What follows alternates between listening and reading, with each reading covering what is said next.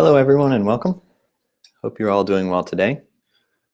My name's Baron Schwartz and be with you for the next 45 minutes or an hour or so, just depending on how long things go, to talk about time series data in MySQL.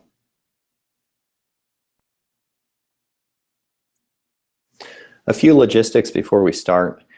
The recording and the slides will be available afterwards. If you've signed up for this recording, which I presume you have, then we'll email you afterwards when we post the link. We'll also tweet about that and blog about it on our website. Comments in YouTube don't work very well for a way to ask questions and so forth live during the webinar, but Twitter works really well. So just tweet your questions and comments to the VIVIDCORTEX hashtag, and I have another window open with that hashtag search streaming at me. You can also email me later, baron@vividcortex.com, or you can follow me and tweet me at XAPRB. And there's VividCortex's email address, and you should follow VividCortex, of course. All right, so let's get started. I'm going to wait for just a moment for a few more people to join. And during that time, I'll go ahead and tell you a little bit about VividCortex. VividCortex is the best way to see what your production servers are doing. We currently cover MySQL and operating system and process statistics. We have support for other platforms on the way. And we support a variety of configurations, including Amazon RDS, your own servers that you're hosting in virtual machines or on your own hardware. And we capture lots and lots of data from those systems, including query metrics.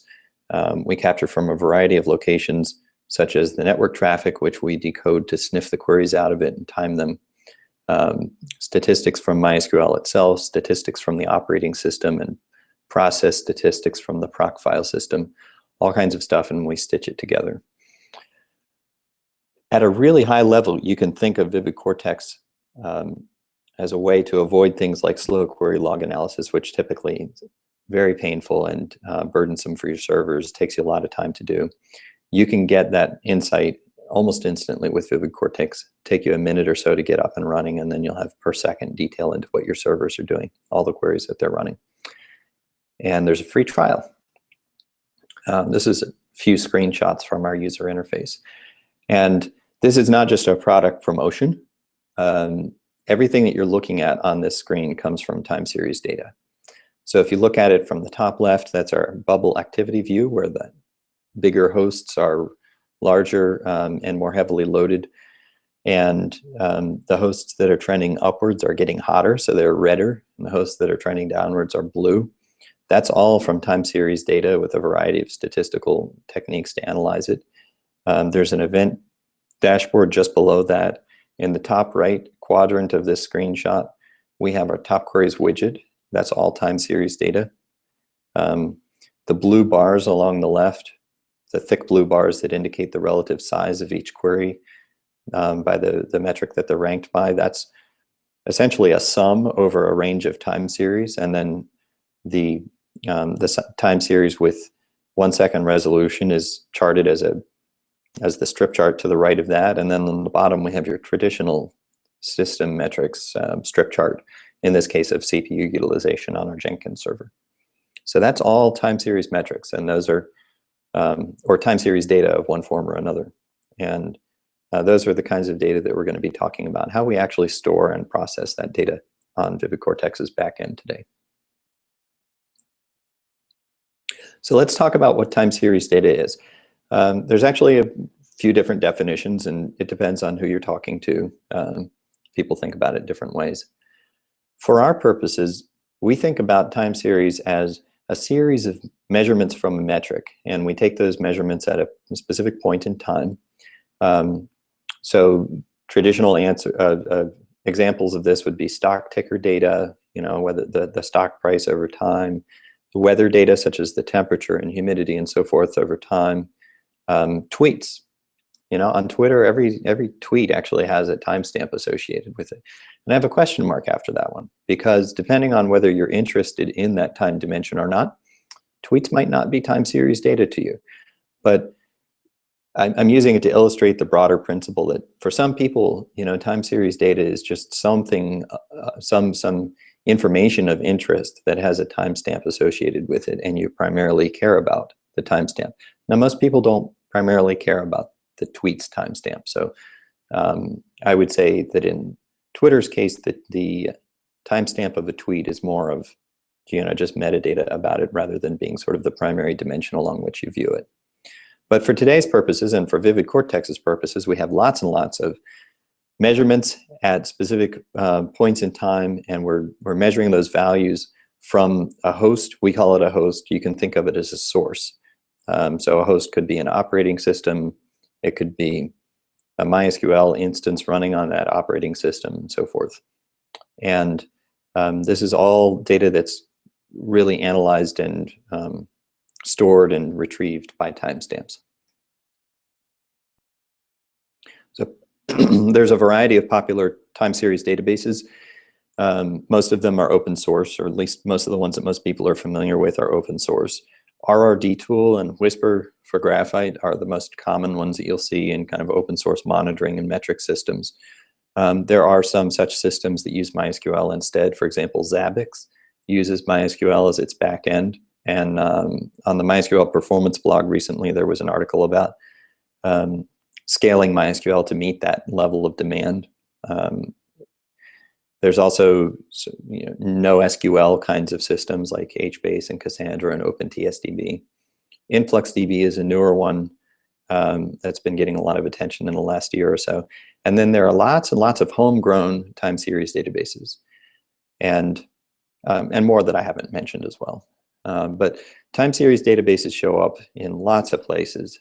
As a consultant helping customers with MySQL, I used to work with a lot of advertising companies, and all kinds of advertising clickstream data and cost data and impression data, all that kind of stuff is really time series data in one way or another.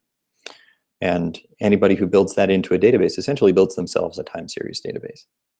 And so I've seen this done and done it myself many, many different ways and many different times. I've helped some large monitoring companies scale their own time series databases over the years. And what we'll talk about today is how VIVIDCORTEX builds and scales and maintains its own time series data. And the spoiler alert, of course, is that we do that mostly on top of MySQL. So our time series data is metrics, and the wording is a little bit ambiguous here. I haven't found some really good words in the dictionary that kind of capture the meanings that I want. But sometimes when I speak about a metric, I'm speaking about something that you can measure, and sometimes I'm speaking about a particular measurement of it.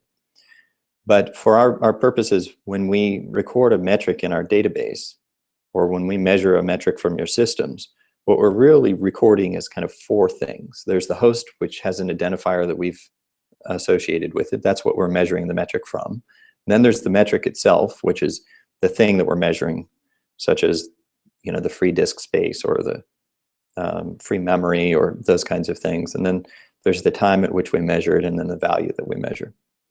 So an example here is host 83 and os.cpu.utilization, and that's kind of made up, but that's the way that we format our metric naming with dot separated components. And then there's the timestamp, which we always express as a UTC integer timestamp. And then there's a value, and the value is some kind of a number. We have lots and lots of these kind of system metrics. And then we have more still query metrics, because there are lots of types of queries that run on systems. And what we do is capture them off the wire, decode them, and measure things about them. Then we generate classes of metrics about them. So they look similar. They actually get stored in the same table in our systems. But the metric name is a little bit more complicated, and it has for example, the hexadecimal identifier of the query family embedded into it. And so there's an example on this screen. And then we generate lots of metrics per things, per user, per database, all that kind of stuff in your system. We extract tags out of your queries and generate metrics on those tags, lots and lots of those kinds of things. There's also a whole bunch of other data that we capture and timestamp, and that includes things like samples of queries. Not only do we generate metrics about the queries, but occasionally we will take an individual query that we observe in your systems and capture and call it a sample. And then there's event data, you know, faults, all of those kinds of things, all the features that VividCortex has, all the bulk of the data that we capture is built on top of this time series data.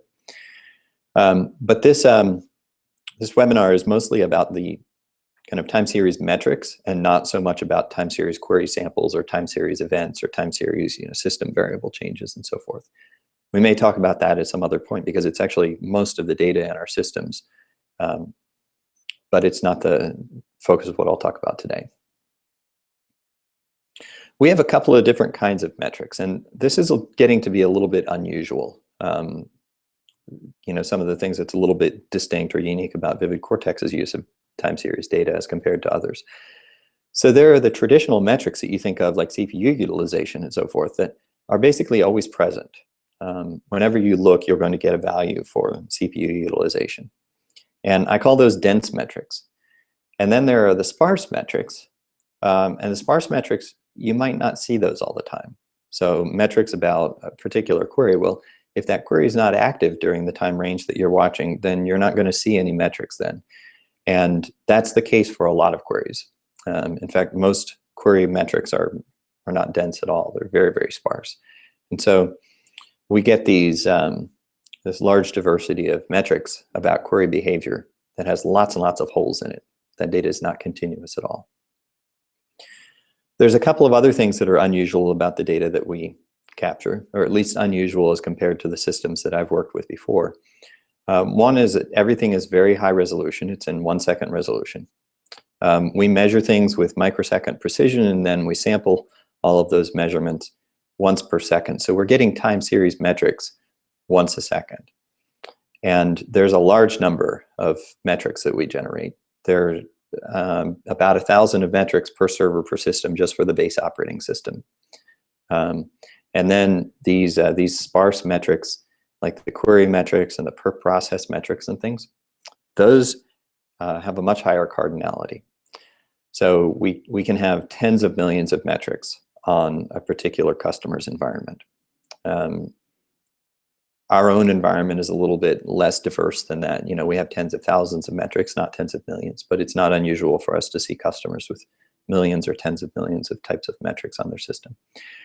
So we have a large cardinality of metrics, and then there's a large rate because we're measuring lots of things once a second, which is basically, you can think of it, it's roughly 2 orders of magnitude higher than most systems would measure things. You know, most of your open source things like Cacti and RRD tool and so forth, the Cacti's default is 5-minute resolution, which is 300 times less granular than VividCortex. So we get a really high rate of incoming metrics.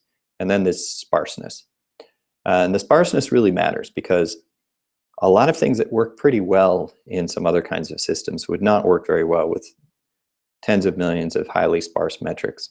For example, RRD tool and Whisper, the system behind Graphite, would not work well at all because they use fixed size files. That's kind of a baseline assumption about the metrics that they think they're going to be measuring, is that it's worth allocating a fixed size file up front. Well, if we allocated tens of millions of metrics and padded them to their full, you know, created these full-size files and padded them full of zeros when there were no metrics, we would have a lot of wasted space. So it eliminates a lot of kind of open source time series databases from use for our particular case. We also ask a couple of different types of questions about those metrics when we query our database. We do the simple thing, which is we take a metric like CPU utilization and we ask for it at a particular resolution along a range of time. So this is a very, very classic thing to do. You know, give me the CPU utilization from some system from 4 o'clock in the morning till 4 o'clock in the afternoon, and, you know, at 5-minute resolution. So you go and you read all of the data and you downsample it or upsample it if you need to the 5-minute resolution, and then you get it back. That's retrieving one metric. The other kind of query that we run very frequently against our systems is ranking a whole class or family of metrics together. This top queries interface on the top right of the screenshot that I'm showing again, that ranks the top 5 queries by total time. And to answer that question, we have to look at every query. So if we're looking at, let's say, the last 12 hours of activity on your system, we have to go over every metric for every query that we discovered during that time period and add them all up and select the top 5. We also generate a catch-all bucket with the rest of them combined together. And then and we sort them by the given dimension that you're asking for, in this case by total time, if you can see that on the screen. And so to generate top queries, we may be looking at hundreds of metrics, or we may be looking at thousands, tens of thousands, millions, even in the extreme case, tens of millions of metrics. And so this is kind of a bulk query. It doesn't go over a single metric over a range of time, but it just goes over this entire class of metrics by a range of time. And that's one of the things that's been a particular challenge in the way that we build and scale our systems, is accommodating these two types of use case and making sure that they both can be served fast. A big part of how we do that is related to schema design and indexing. And this is always a question. For everything that you do, how do you want to index it? As we'll see later, maybe the question in this case might be, do we even want to index it at all? But even from the top level, there's a bunch of considerations to take into account here. We have a multi-tenant software as a service architecture. We host all the data for you. When you install VividCortex, you install some agents, just some lightweight Go programs that capture all of this information from your systems and send them out to our APIs. And then we're hosting that data for you. So there's nothing that you have to host. You don't need powerful hardware to capture and process all of these metrics yourself. And to scale that, we do the typical thing that you do in MySQL or in most systems, and that's sharded. So we have currently 3 shards. And then each customer's data is separated by database. So we have lots and lots of databases on those shards, and your data is segregated from others. So we're kind of starting to see how we slice and dice and subdivide all this data. All your data is encrypted, by the way. Anything sensitive is encrypted. Of course, it's encrypted in flight between your systems and our systems. And then we also encrypt it at rest. And there's a recent blog post on how we do that. We transparently encrypt the data on the way into MySQL and unencrypt it on the way back out. And we do that in our Go source code. All of our backend is written in Go. And then within the database, we have a couple of tables that hold your time series data. And they're partitioned a day at a time using MySQL's native partitioning. I'll resume talking about partitioning a little bit later and some of the benefits and drawbacks of that. And we use the InnoDB storage engine. That's the default storage engine in MySQL. It's transactional. It recovers quickly and automatically from crashes, and it has clustered indexes. So now we're getting down to the schema design and the indexing. When we talk about this clustered indexes, if you're familiar with that, with what that means, it means that in InnoDB, it means that the primary key of the table is actually the row storage itself. And it means that the data is stored physically and logically in primary key order. And that really matters for creating a good on-disk layout for fast access to the data. So the big question here is whether we should index our data metric first or timestamp first. And when I say metric first, what we're really talking about is the identifier of the measurement. And so if you think about it, the identifier of the measurement is really the host that it came from and then the name of the metric. So it would be host 83's CPU utilization is actually different than host 42's CPU utilization. So if we want to index metric first, then we need to index by host and metric. If we want to index timestamp first, then we would index by timestamp and then host and metric, or the reverse. There's a few different permutations to consider here with these 3 things that compose the primary key. So what we do is our primary key is host metric, and then timestamp. And what this ends up giving us is optimized along one dimension, but not optimal along other dimensions. So it's the inevitable trade-off.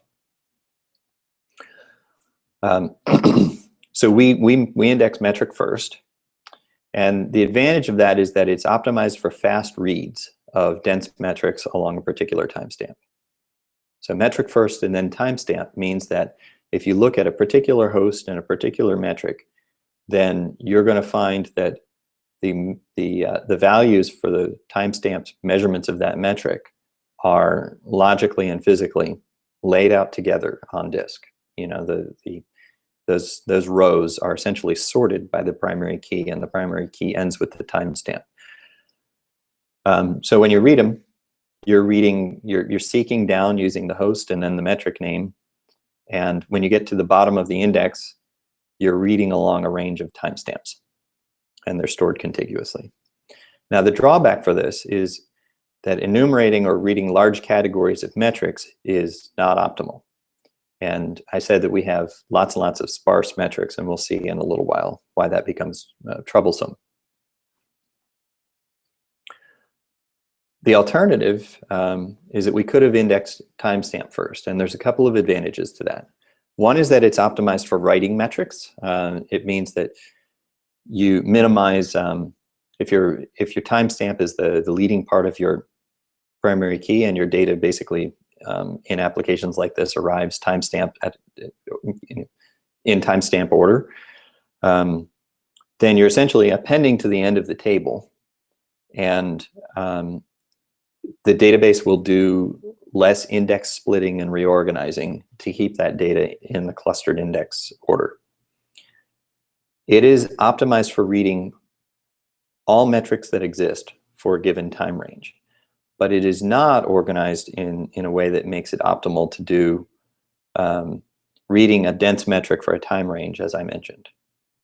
If you wanted to read something like the last 12 hours of CPU utilization and you were storing at timestamp first, well, you would actually need to read one, you would read your first timestamp, and then within that, sorted within that range of timestamp, you would have all of your hosts and all of your metrics. And so you would need to seek in and get the one value for the individual hosted metric that you're looking for. And then you would advance your timestamp forward and do another index dive and find your one value. And so to do something like reading 1 second at a time, a day's worth of CPU utilization for a given host would be 86,400 index dives. And that would be very ineffective for reading a dense metric that way.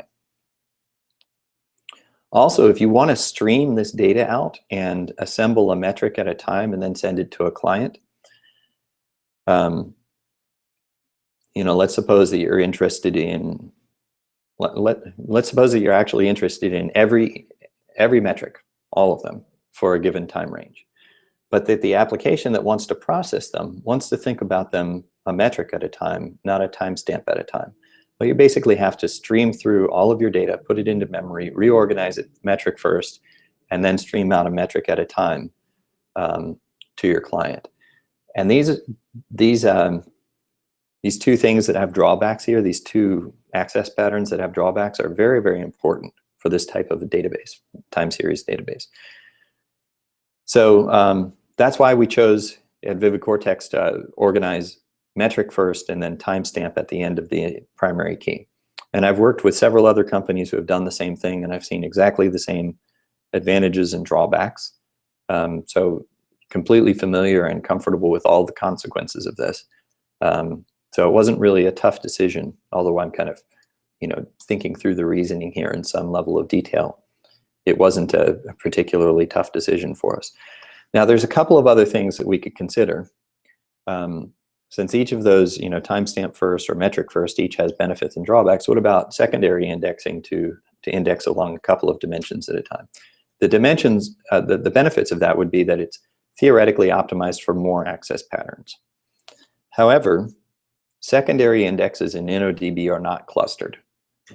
They are not the row storage of the table. And so What happens when you seek down a secondary index in InnoDB is you get down to the bottom of the index and you find the primary key columns, and then you have to go into the primary key to look up the rest of the row. So there are some ways that InnoDB optimizes that, tries to cache various things in memory and so forth to make that faster, but it's still an inefficiency, and it's enough of an inefficiency that in our tests, it did not provide any benefit. And I was a little bit unsurprised about that. I kind of thought it was going to be 6 of one, half a dozen of the other. And indeed, that's what it ended up being. The drawbacks of using secondary indexing, especially if you're not getting any benefit from it, it becomes essentially all drawbacks. You have write amplification because you are writing your data to more places at once, and space amplification because you're storing more copies of your data. And it's still, even if we added a timestamp first index, for example, it still doesn't cover all the scenarios that you need, because sometimes you would need it host first instead of metric first. Sometimes you would need a metric first instead of host first, and sometimes you need to be, timestamp and metric and host. You need a whole bunch of different combinations. And to cover the access patterns that we'd need at least 6 of them. And then we'd have these random access lookups in the primary key. So there's a couple of other, you might start thinking, well, what about some alternative technologies like TokuDB? You can look into some of those, but each of them comes with their own operational challenges and benefits as well. TokuDB has some operational challenges around things like the data layout on disk, and there's also a really rich ecosystem of tools for working with InnoDB, InnoDB hot backup solutions and things like that, whereas there's not as much for TokuDB. So we can get into that a little bit later, but for my purposes, I was more comfortable staying with InnoDB than, sort of the devil you know rather than the devil you don't, rather than switching to TokuDB. I didn't see a huge win, and I saw some drawbacks. We use partitioning. As I mentioned earlier, we partition everything a day at a time. And there's a few advantages of this. One of them is that partitioning, when you partition by ranges of timestamps, you essentially are partitioning, it's like a coarse-grained indexing. So we can use the partitioning essentially to prune ranges of timestamps that we're looking at. And MySQL does that magically for us. Well, not magically, but it does it transparently, and that's not something that we have to think about or do in our code. It also allows us to purge old data easily by just dropping a partition. As data ages out a day at a time, by default, we retain 3 days of 1 second resolution and some longer amount of time, depending on your contract, of coarser granularity data. And it makes it easy for us to purge that. We can just drop it a day at a time. The partitioning is also transparent to the application, so we don't have to think about things like querying a number of different tables and assembling the results together. Now, there are some drawbacks, of course. Partition maintenance can be burdensome, and it can go wrong. That operation to purge old data by dropping old partitions, even though under the hood, partitioning in MySQL is implemented as a bunch of tables that are just sort of, there's kind of a thin wrapper over top of them, there's still some level of locking that applies to the entire partition. So if you have, for example, a long-running query that is trying to read from the most recent day's worth of data, and you want to drop the partition that's the oldest day's worth of data, you'll actually block on that long-running query until it finishes. And these kinds of situations can escalate pretty fast and get out of hand. Very familiar operational problems for anybody used to MySQL. Long-running queries, particularly long-running read operations, can be a major hassle and can block things and cause pileups. So nothing new there, but in hindsight, I kind of, and we might still do this, I kind of wish that we had gone with the cluster of tables that are just named by the date instead of using native partitioning. We'd write a little bit more code, but I don't think that it would be much, and it would avoid some of these partitioning hassles. Operations like alter table and so forth are also can be a little bit painful. Improvements in MySQL 5.6 have made a lot of nice operational benefits there. For example, in MySQL 5.6, you can quickly swap a partition in and out as a table. So you can do things like you can take a whole bunch of partitions out for maintenance and then bring them back in easily. So those are nice things. But still, you know, I think if I were to do this again, I would just skip the partitioning and probably just go with a bunch of tables. And I've done things like that before. I probably didn't think about this enough in advance. Probably should have seen the partition maintenance hassles coming. It's cost us a little bit of time, and it's been a little bit of annoyance, but not a huge deal. If I were doing it again, though, yeah, I definitely wouldn't use partition tables. We have a number of challenges for the data. You know, scaling a software as a service backend like this is always going to be a challenge. And challenges, a lot of them you'll see in advance if you have experience. Some of them, even with experience, there'll be new and interesting challenges that you'll run into. Our first and most obvious challenge, and the one that I knew that we would hit from day one, is a really high ingest rate. And that means a large number of metrics and a large number of metrics arriving every second at our systems. I had helped scale some systems previously that had started out with lower efficiency kinds of technologies on the API side. All of our APIs are written in Go. It's high efficiency, very high performance CPU and memory efficient. C or maybe Java would be a little bit better, but not a whole lot better. And Go has been a great language for us to use. So there's no problem in the API. Our inbound metrics actually don't go directly into the database either. They go into Kafka. We ingest them with our APIs and write them into Kafka, and then we consume them right back out of Kafka. Kafka provides a nice persistent and very high performance way for us to persist those things to disk. So for example, if we have any database maintenance, or if we want to go back in time and replay the stream, we can do all of that stuff, and we don't lose or drop data.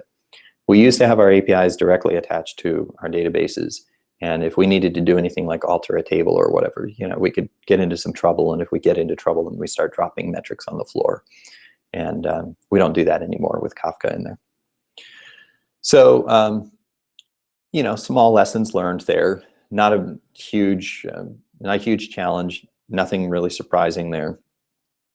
I'd say the most interesting thing about this is just dealing with the large ingest rate and making sure that our databases can cope with that. I'll talk more about our hardware and some more of those kind of vanity metrics later to give you a sense of the scale and speed of what we're doing. It's not Facebook scale, and I'm not going to lie to you about that, but it's also not dinky. And then the write workload and the space usage. You know, we're ingesting a lot of data. We have to be careful with space, and we have to make sure that we have enough write capacity. And those writes are basically continuous. And it does not really vary a whole lot with our customers' load. What ends up happening, because we're generating metrics about query activity on our system, our customer systems, is that our customers' workload may fluctuate up and down, but our workload remains fairly steady throughout the day, even as the given customer will experience dramatic spikes. What it means is that they're sending the same number of metrics to us. It's just that the number that they're sending, the values that they're sending are larger and smaller as their own workload fluctuates. So we have a fairly constant, high-speed set of metrics coming at us. So the solution for this high ingest rate, you know, roughly 100,000, it's actually quite a bit over 100,000 at this point, values per second into our databases, is that we batch them up into vectors. Now, if you think about it, it's quite obvious that in a transactional system like InnoDB, you're going to have to do this. Something has to give, something has to be batched somewhere, because physical hardware, unless you spend a lot of money on it, is not going to do 100,000 transactions per second. So things need to really be batched up at some point and then inserted in chunks. So we batch the metrics up into vectors, and we actually store those values in a binary column. So we shove these large binary vectors into MySQL. So the number of rows that we're inserting is a lot less than the number of metrics that we're measuring from our customer systems. Now, the drawback to this is we've just made this opaque to SQL. So we've got a binary column that has a bunch of values encoded in it. And so now we can't query it very, very easily. As a compromise to this, most of the time we're dealing with large time ranges of data, and when we're not really querying individual points out of those vectors. So we store, along with that vector, we store some aggregate metadata. We store some descriptive statistics. We store summaries, like the count of metrics that we put into the vector and the total of the values that we put into the vector and things like that. And this has been sort of the least of the evils, kind of a medium approach between fully vectorizing the storage and storing it in full granularity, which would explode the amount of work that we do by a couple orders of magnitude. The other thing is this high ingest rate. If we store those metric names along with the metrics in the rows, we would have a lot of text in those rows, and that would make the rows variable width, and it would bloat them. So we store metric IDs, and what we do is essentially just checksum the metric name, and we use the hash of the metric name as its identifier. So that's a 64-bit number, and we store that right into the row, so it's compact and cuts down the amount of data that we're putting into the database pretty significantly. Now, the drawback for that is that if we want to do things like querying across a range of metrics that match a pattern, first we have to go into our metric dictionary and find all of the metric IDs that match that pattern. Then we have to go back to the metrics table and query for them. And so we end up with giant in clauses. And when you consider the cross product of metrics and hosts, we end up with cross product in clauses with large clauses of host name, of host IDs, and large clauses of metric IDs. I see I have a question on Twitter from DBA Consulting. The question is, how about breaking data up even further? A table per host per metric indexed by timestamp. Would that incur other penalties instead? Yeah, so there's a couple of things that we would run into there. It's a good idea, and we actually did consider that. If we had a table per host per metric, we would have, just doing a little bit of math in my head here, we would have, some environments would have about 1 billion tables.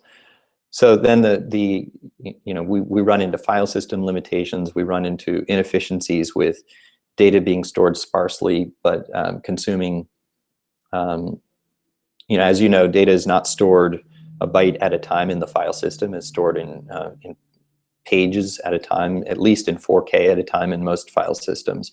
And so there's some inefficiency there. So we would end up with a lot of non-sparse storage being used to hold sparse metrics.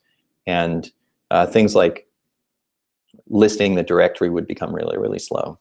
And internally, MySQL does all of those kind of operations on a database directory. So we'd probably end up with trouble there. Now, something else that we could do is we could, instead of just sharding by customer's environment, we could also shard by, we could subdivide that and put ranges of metrics, maybe by hashing or by some other strategy, into tables together. There's a variety of different ways that we can break that up and subdivide it. But what we've chosen so far is kind of seems to be fine granularity enough and not too fine granularity to kind of get done what we need. This also goes to the way that tools like RRD tool or Whisper will store data. In Whisper, for example, if you have configured it with several different retention periods, like 1 second, 1 minute, and 1 hour retention granularities, it's not even a single file that holds the data. It's 3. There's 1 for each metric granularity. And so you end up with an explosion of fixed size files that maybe only have a little bit of data actually stored in them. So, it's a trade-off of a whole bunch of different things. And thank you for the question, by the way. The second challenge that we see is these sparse metrics. So we have this huge cardinality of the cross product of metrics and hosts, and it can be tens of millions of metrics per host.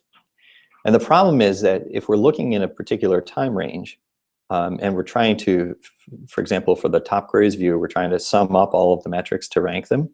Most of them don't even exist during that given time range if we have really sparse data. And so querying for all of them is inefficient. We have to filter out the inactive ones and get at least some approximation of which metrics are active during that time. And what that essentially means is that we need a timestamp first index of, during this time range or during this interval of time, this metric exists. It has data. We've measured something for it.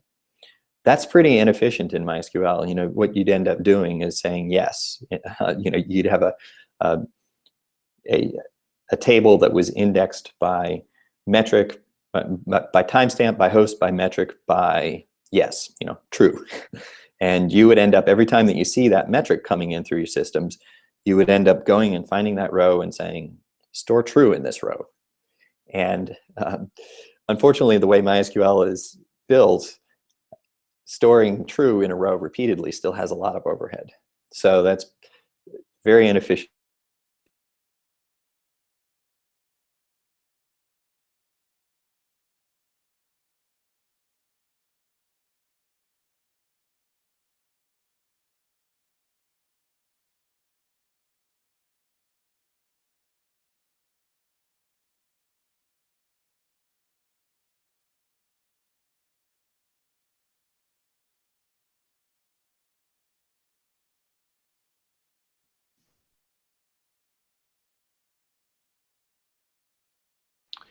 I apologize. I hope I'm back. Can somebody tweet to me and tell me if I really am back? Google decided to log me out, and I had specifically logged in just before this, so that would not happen. I'll go ahead and hope that everything, it all looks good on this side, but there's a time delay, so hope everything's working. So I was talking about, hopefully you heard up to the point where I was saying that it's inefficient to do this in MySQL because you'd basically be updating the same truth value again and again and again. And that results in a lot of redundant work.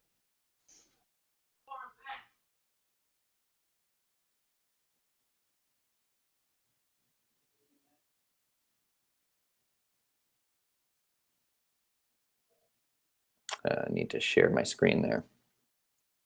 Sorry about that. Okay. Hopefully we're back. So updating the same truth value again and again in MySQL is pretty inefficient. Transactional overhead, et cetera, et cetera. But it's pretty well, it works pretty well in Redis. So we combine Redis and MySQL together in our systems in our backend to essentially use Redis as a coarse-grained timestamp based index. All right, somebody's tweeted at me, DBA Consulting again. Thank you. Looks like everything is back on track. So the combination of those things works pretty well in Redis in particular is, Redis for those kinds of operations is actually very, very efficient type of storage. So how well does it work? This is where we get to the $64 million question, right?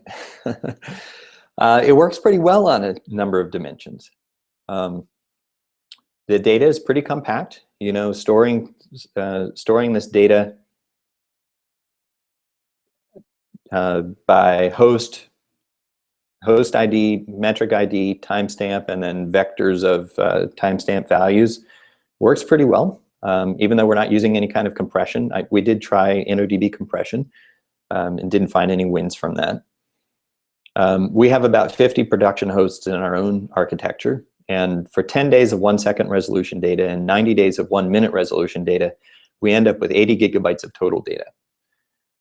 And that's really surprising for a lot of people. If you were indexing and storing that amount of data in RRD tool or Whisper Graphite, for example, you would expect to see a lot more data typically than that. So it ends up being not too much data in terms of data size. And in fact, most of that data is in things like the query samples, the events, and so forth. The time series data, the metrics data that we're talking about is not the majority of that. So, and some other time I'll probably talk about that blob storage, because that's another interesting problem. MySQL is not that great about blob storage. That's the spoiler. Performance, we actually run on pretty weak servers.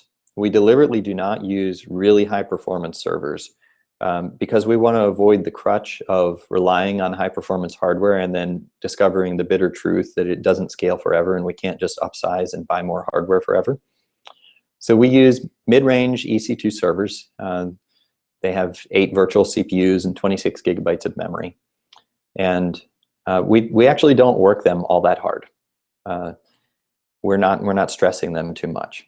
CPU utilization on them typically stays quite low. And in fact, one of the things that we're thinking about doing is distributing some of our time series database onto those database servers themselves. The API, or internal service for querying the MySQL as a time series store, we're considering pushing that right onto those servers because they have plenty of free CPU. We're currently ingesting about 28 billion metrics a day. Every time somebody says metrics per day or page views per month or something like that, I want to know what that is per second, because I want to have some kind of a better sense of that. So that's 332,000 per second. It fluctuates. Sometimes it's a little higher, sometimes it's a little bit lower, but roughly that much at the moment, and it's growing all the time. And basically, these are handled by 3 servers. There's 3 MySQL servers behind all of this, handling roughly 100,000 metrics per second per server. So not too bad. Not the best that we could do, and talk a little bit more about that later. With other technologies, we could probably get more raw efficiency, but certainly a lot better than many of the technologies that I've looked at. And we do have passive standby replicas for everything in the same region, across other regions, and so forth. But the load, including the entire query load, is currently handled by those 3 servers. The master, 1 master per shard, and we currently have 3 shards. What's good is that the raw efficiency per server is pretty good. 100,000 metrics per second per server is a lot better than what you get with Graphite, for example. It's certainly a lot better than what you get with RRD tool, even if you did a lot of things like RRD cache in front of it. And it helps us keep our infrastructure pretty simple. We don't have too many moving parts. We have made that a little bit more elaborate more recently with the addition of Kafka into our data flow. But we don't have, like a lot of folks that I'm familiar with have many more technologies on their back end. They've got a little bit of Redis and a little bit of MySQL and a little bit of Kafka, a little bit of Elasticsearch and some MongoDB. And as you start thinking about how am I ever going to deploy this on premises, and the answer is, well, you're really not. So we're kind of keeping our technology diversity as low as we can, and looking to actually decrease the diversity of that further. We've kind of done what we need to figure out the specific functional requirements that we have for our back end, and try and balance figuring that out and figuring out how we're really going to scale our infrastructure in the next 5 years. Basically what the requirements for that are, without investing too much in premature optimization and so forth. But at the same time, we've run pretty lean, running on 3-week Amazon's EC2 servers, and handling this level of load's not too bad. What's been a little bit more painful is that since we are encoding all of this data into vectors inside of MySQL, it's not ad hoc queryable, and the programmer efficiency is lower. That means that we have an internal time series service that we can query for the common use cases, but we can't do anything ad hoc. We have not built a completely ad hoc, slice and dice from any dimension that you want to time series database. It's not what we're in business for at this point. Maybe something that we have in the coming year to 5 years or something like that, but we don't have it today. So when we go and we want to ask crazy questions about customer systems and do some kind of ad hoc analysis to explore the data in various ways, we're constrained on that, and we can't do that. MySQL is not as efficient as I want.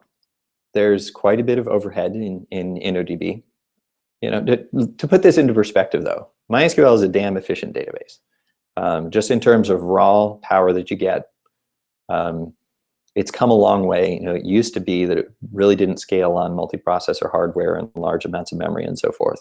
But these days it does. And in terms of raw efficiency, MySQL is a highly efficient system, but it still has a lot of overhead for things that we're not really using for this type of data. InnoDB itself has overhead. There's a lot of, for example, copying between MySQL server and the InnoDB storage engine. There's memory copying happening there. There's copying that's happening between the operating system and InnoDB's buffer pool and so forth. You know, several copies of data being kept in some cases, and a lot of mem copy. And you know, there's a lot of overhead that comes from those kinds of things. A lot of overhead that comes from InnoDB's MVCC architecture, that kind of stuff. And so, in terms of raw efficiency, you know, if I could wave a magic wand right now and build the time series database that I want, and make it do all the things that I want to do, I think we could probably get a couple orders of magnitude more efficiency by getting close to the metal. The other thing is that indexing might not be a win at all, and we're currently studying that. You know, we're currently analyzing exactly the block access patterns that we have to our data, especially this time series data, to see whether indexing is gaining us anything. It may even be that unindexed storage with a much thinner interface to it. I joked to someone the other day that maybe my ISAM, unindexed my ISAM, would actually be better for us. And that may be true to a certain extent. I would certainly not use my ISAM because I would not want to deal with, you know, waiting a week for tables to repair after a crash or something like that. But in principle, that kind of storage might actually be a win over indexing. We may end up accessing most of our data a block at a time in some kind of a random fashion and not really getting any efficiency from the indexing. Alternatives, well, you know, there's a huge amount of alternatives, but there's a limited amount of time, energy, and money to evaluate them. So you have got to trim the list down pretty fast before you start doing any kind of serious evaluation. Ones that have come up over and over again have been Cassandra, Cassandra plus Spark, Elasticsearch, et cetera, et cetera. We've done pretty deep look at InfluxDB a couple of times. There are some that that are sort of commonly used in the industry, such as HBase and OpenTSDB, that I eliminated from consideration pretty early on from having friends who kind of stressed out over running them, and operational problems with them and performance problems with them. A lot of these systems have a lot of complexity and other types of overhead that we also wouldn't need. A lot of them don't have very good performance. I've had some vendors pitch things to me. You just do a little bit of napkin math and you figure out that they're often several orders of magnitude off from the kind of performance that we would need. Instead of running 3 servers, we might be, you know, running 100,000 servers with some of those vendor solutions. So you can eliminate a lot of them from consideration real fast. But there's still some that are in the running. Right now, we're not switching because MySQL is working well enough for us, and you know, at 3 servers, you know, we can afford to throw a little bit more money in it. I don't want to be a complete cheapskate. And the shortcomings, you know, we're able to deal with those at the moment. And it is the devil that we know, and our infrastructure stays fairly simple as a result of that. There's a couple of upcoming things. We're kind of getting to the end of our time here. A couple upcoming things that I wanted to raise to your attention and leave a couple of minutes for questions. We have an industry roundtable coming on January 22nd with a few leading thinkers in the technology, cloud, monitoring and metrics, and DevOps space. It's Adrian Cockcroft from Battery Ventures, formerly the leading thinker at Netflix. Nathan Harvey from Chef and a big DevOps proponent and DevOps DC organizer. Jason Dixon, who organizes the Monitorama Worldwide Conference Series and is currently at, help me out here, Librato Metrics. Sorry about that, Jason. Jason's currently working at Librato and has a deep industry background in a lot of monitoring metrics type of systems. So you can sign up for that. That's going to be free, and January 22nd. Stay tuned for more about that as we kind of release more about what the agenda is going to be. But we'll be looking at what's happening in the emerging technology landscape, from the technologies to the practices and the culture around them. The next webinar, which will run in February, is what should I monitor and how should I do it? And that's going to be more about MySQL monitoring in general, what kind of metrics you can get out of it, which ones you should pay attention to and what they need, those kinds of things. And all of our webinars are free and they'll always be recorded, and slides and recordings will be available later. You can sign up for any of those at vividcortex.com, news and events section. I see somebody has tweeted me. Okay, so Arn has asked me, am I familiar with or looking into github.com/reallogic/Aaron? And I have not looked into that in much detail. I've heard of it, but haven't looked into it in great detail. So that's something, you know, I keep my eyes open for lots and lots of these things, but don't get a huge amount of time to dig into most of them.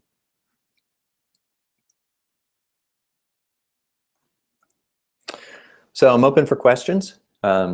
You can tweet to me at XAPRB, or you can tweet to VividCortex, either way. Got a couple of minutes left. And again, there's a 30-second or so delay from when I'm speaking and when you hear this, so I'm just going to wait for a moment.